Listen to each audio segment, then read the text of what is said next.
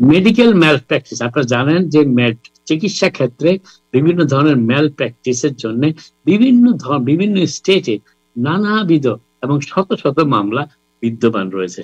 কিন্তু সর্বশেষ একটি এই ম্যাল প্র্যাকটিসের ঘটনা ঘটেছে ফ্লোরিডাতে, যেটি অত্যন্ত মর্মান্তিক এবং হৃদয় বিদারক। সেখানে একজন চিকিৎসক একজন রোগীর লিভার অপারেশন করতে গিয়ে লিভারের পরিবর্তে, যিনি লিভার অপারেশন ঠিক নয়, শরীরে সামান্য একটি সার্জারি করতে গিয়ে তিনি লিভারটি ফেলে দিয়েছিলেন এবং তার কিছুক্ষণ পরেই অপারেশন টেবিলে মৃত্যুবরণ করেন সেই রোগী, জানিয়েছেন তার স্ত্রী।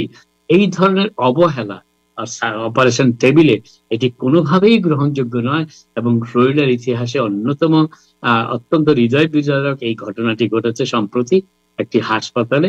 সেখানে একজন চিকিৎসকের এই অবহেলার কারণে সামান্য একটি সার্জারির যেখানে হওয়ার কথা, সেখানে সেই চিকিৎসক, সেই শল্য চিকিৎসক অর্থাৎ সার্জন সরিয়ে ফেলেছেন এবং এতে তার কিছুক্ষণ পরে মারা যায় এবং এতে বেশ হইচই এবং তোলপাড় হয়েছে সেই ফ্লোরিডার সেই এলাকাতে এবং বেশ একাধিক মামলারও আশঙ্কা রয়েছে শুধুমাত্র সেই ম্যাল প্র্যাকটিসের ঘটনাকে কেন্দ্র করে। আপনারা জানেন কোভিড এর সময় থেকে যুক্তরাষ্ট্রে বিনামূল্যে কোভিড ভ্যাকসিন দেওয়া হচ্ছে যুক্তরাষ্ট্রের সকল বাসিন্দাদের কাছে। কিন্তু এই অবস্থার পরিবর্তন হতে যাচ্ছে।